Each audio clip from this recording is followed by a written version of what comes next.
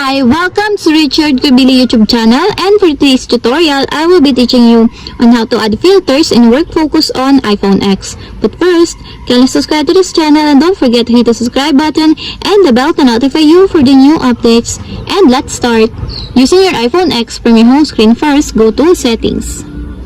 Then in the settings, scroll down and click the Focus. Then after that, in the Focus, choose the Work. Then in the work focus, scroll down and go to focus filter section, then click the add filter.